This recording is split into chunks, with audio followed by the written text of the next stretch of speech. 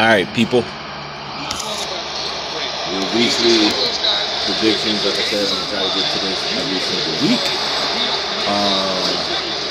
Sorry, my phone seems kind of far. I got it on, like, where my TV stand is.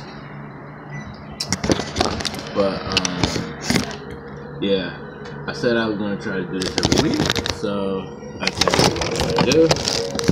I'm taping this little video. I'm going to try to go over the last week's games and the previews and my predictions for next week outcomes, upsets.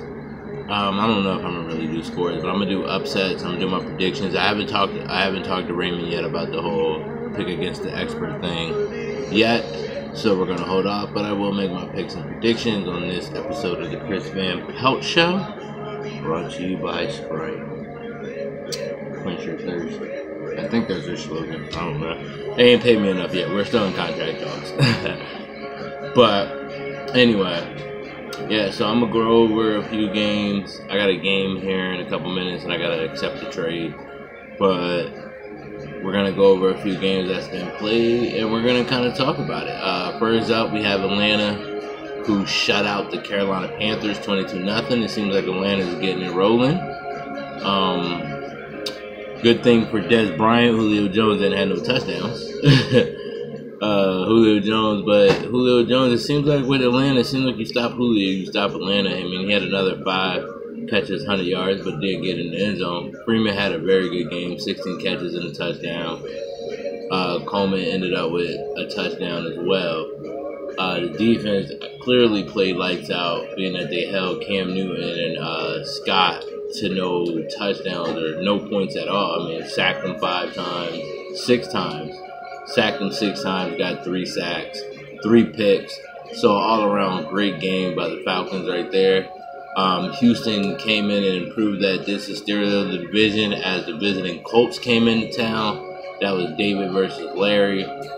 Both quarterbacks seemed to have a pretty good game. Colin Kaepernick got the start 9.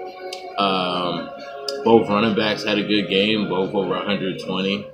Marlon Mack failed to get a touchdown, so does that lower his on my MVP list? Maybe, maybe not. The loss doesn't help, but yeah, but you know, Jordan Howard, maybe he's trying to make his way into the MVP list. So we'll see if Jordan Howard creeps up in there in the next couple weeks. J.J. Watt didn't have any sacks this game. I mean, it was just a really good game by the Texans. Like I said, they ended up winning by 3 scores. Jacksonville came out and surprised the Bengals, who had another tough game but seemed to have an offensive reset, James versus Godfrey. You know, I was saying in the last few weeks that the Bengals seem to get their offense together and they could be on the way up. And then they come out here and have a stinker, and that's that. So good win by the Jaguars, 13-0. I'm not really going to go into that one. 31-3 Tampa and New Orleans. What an excellent game for Fabian versus Tony Cash. I don't really know Tony, but I mean, Drew Brees, no touchdowns, 3 picks. AP had a solid game with 91 yards. Fabian only ran the ball 7 times. I don't know if that's a rule here, but that's a rule in my league. Only running the ball 7 times is something to be said about that. Only had 2 touchdowns on the offensive end. Mike Evans had one of them. Mike Evans is his go-to. Seems like another guy. If you stop Mike Evans, you're going to stop that team. So, but the defense had 6 sacks, 3 interceptions. It looked like he had a couple pick sixes there. So that's where he kind of got his points on the defensive end by Artie Burns, that trade is paying off greatly for the Buccaneers, getting Artie Burns, who has another pick and took it to the house for almost 100 yards. But 7 carries, that's something to look into. Brent Watson dominated the Seahawks 40-6. Ian, can't pronounce his last name, so I won't try. Proves to be another bye week as he got beat by 40 almost by the Dallas Cowboys, 17-56. Dak Prescott had a hell of a game. Me and Ryan were talking about it earlier. Dak Prescott, 300 yards, 4 touchdowns. He told me he's trying to get Dak that MVP trophy. So We'll see if his passing increased. Corey Davis had a breakout game, 11 catches, 161 yards, 3 touchdowns. TJ Logan had a good game. As you heard that sound, somebody sent me a game invite, but he's going to have to wait. The middle linebacker, Gerard Davis, 8 tackles with a pick. Anthony Brown had a pick. Tease Tabor had a pick. So Ryan seems to be very bounced back, clicking off on all centers. He told me personally, y'all didn't hear this from me, but he told me Joe beat him on. He said the Joe win was a fluke. Y'all didn't hear that from me though. I ain't said. I don't know when y'all get that information. I don't know who said it, but y'all didn't hear that from me. That was a fluke win, so we'll see how that plays out. The game to talk about of the week though was Detroit going into Green Bay and getting the upset and handing Green Bay their first loss of the season. That is the game everybody was kind of watching. He did a lot of talking. He said he was going to go out there and do it, and damn it if he didn't do it. He went out there and he laid one on the Packers, 30-10. I mean, that's just an excellent game. Niners went out there and won 49-21. Nothing to talk about on the offense. I mean, Dez only had 3 catches. Isaiah Ford, the rookie, led the team in catches. Phillip Rivers did get a rushing touchdown, but no passing touchdowns, 2 picks. By far the worst game of the season. Melvin Gordon kind of carried the team, though. He had 77 yards and 2 touchdowns.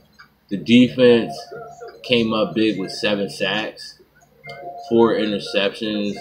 I believe we forced 5 fumbles, recovered 4 of them. So, all in all, we forced 5, technically recovered 3 because I had a 2-for-1. So, technically I had a 2-for-1. Defense came up huge with 2 touchdowns. Aaron Lynch had a hell of a game. Defense played a week nominee with 3 tackles, all of them being sacks and 2 forced fumbles.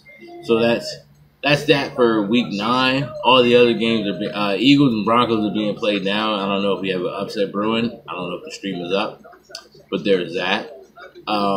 Week 10 though, we have Seahawks versus Cardinals. I'm gonna go with Jorge. Team is just a little bit better. We have Jay White versus Tony Cash, Saints and Bills. I'm going to go with the Bills on this one. I'm going to go with the Packers and Joe to bounce back versus Raymond on the road. I mean, maybe the Packers start sliding. Maybe people figuring him out. But I think the Packers bounce back and show dominance. This is still their division. Browns, they're a full tank mode for the #1 pick. So the Lions should win that easily, especially coming off the high of that last week win. Now, the only possibility for them losing is looking for it. They see the Browns with no wins and look past them and see the Bears and get caught up in what they call a trap game. But I don't see the Lions falling for the trap game. I'm Colts and Steelers. I'm going to go with the Colts and David at home. Rich just hasn't been able to figure it out since losing Big Ben. And I just think Colts and Mack and that running game and that offense are going to be able to put up enough points. And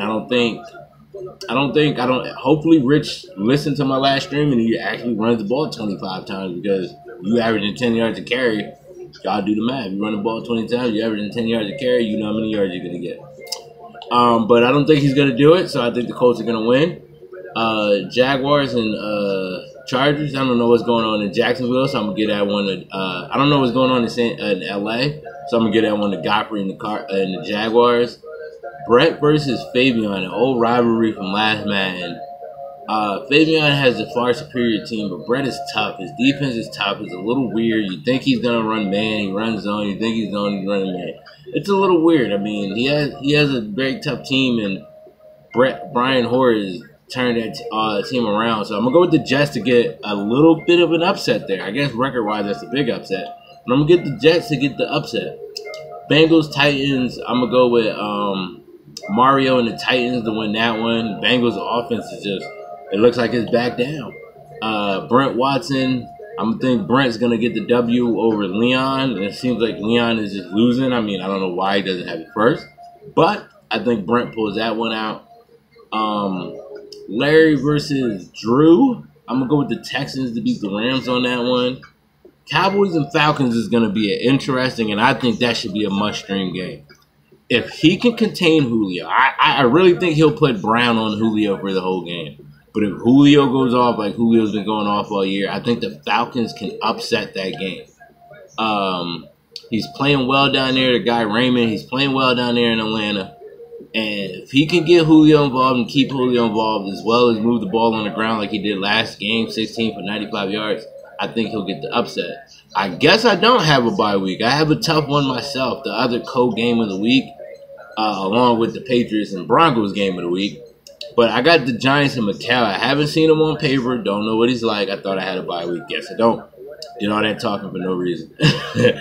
But, yeah, especially coming off the shaky offense is going to be interesting to see. Of course, I'm going to pick myself. I haven't lost to a user yet, so I'm going to pick myself. Patriots and Broncos, that's a good one. But I'm going to go with the guy, DeJamarcus. Brady's one of the few guys, and Paston Lynch has been up and down, up and down, up and down. So maybe this is a down game versus those tough corners out there in New England. And then CPU versus Carolina. Carolina is so bad, CPU is going to win that game. But I think I might have somebody who's looking for another league, but I'll keep an eye out. But Carolina is that bad that CPU can win that game. So there are my picks. Like I said, the Chris Van Pelt Show, brought to you by Sprite. I got a game to get to and a couple things to handle and talk to my girl. I'll see y'all next week.